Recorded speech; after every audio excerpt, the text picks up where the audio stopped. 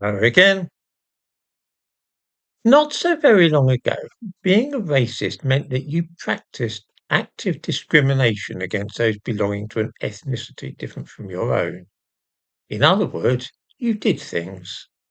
Perhaps you refused to serve them in a pub, or didn't want to rent certain people a room, objected to your daughter going out with one, preferred not to hire anybody but a white British person for your company. Some of these things have been made illegal, while others have become regarded as simply old-fashioned. At any rate, that is what was meant until a few years ago by racism. I've never done any of those things, nor have I ever been tempted to do any of them, nor anything similar. Yet I'm regarded as being such a terrible racist that Hope Not Hate even devote a special page to me on their website. This is odd and suggests that the idea of what constitutes racism must have changed dramatically in recent years. Indeed, it has. One can be a racist these days simply by feeling differently from some other people or entertaining heterodox thoughts. It is this which causes some to denounce me for racism, of course.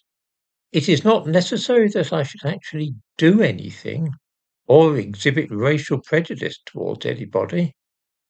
For instance, I would rather live next door to a white British person than one who is Polish or African. I prefer to deal in my day-to-day life with those who share a common set of values with me. People who were born in Britain and grew up here and whose parents and grandparents were also born here. I would also like to see immigration massively curtailed and ideally halted entirely. None of these views affect anybody in the slightest, let alone cause harm, and yet simply expressing them in this way on a social media site is quite enough for me to be branded a racist and xenophobe. Now, if I've been undertaking activity such as beating up foreigners or picketing shops owned by immigrants or urging a boycott of some business perhaps or encouraging violence, then I can see that this might justify people in claiming that I was a dangerous racist. Simply preferring to live next door to a British person, though, harms nobody and indeed affects no one. Nor does my wish to see an end to immigration make any difference to anybody in the world. Feeling antagonism towards me for holding those opinions means that people have adopted the idea of thought crime.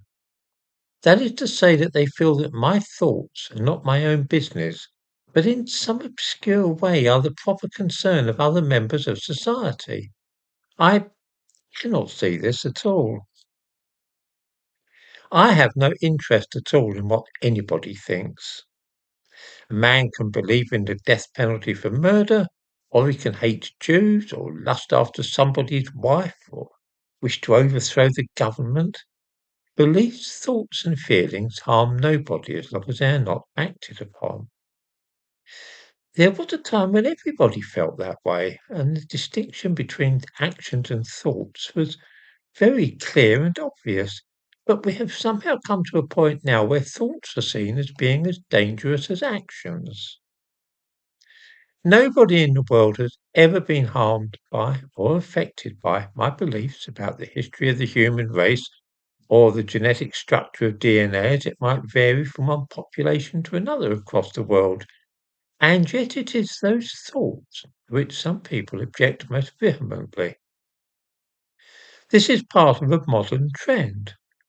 We have eradicated most of the external signs of racial prejudice in our society, so that it is very rare for a black person to be attacked because of the colour of his skin.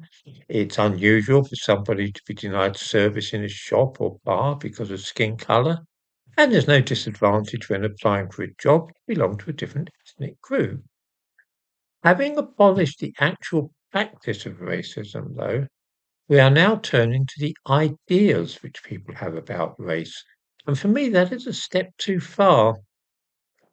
I'm happy to abide by the law and even to follow the customs current in society, but I'm damned if I'm going to allow anybody to dictate what I think.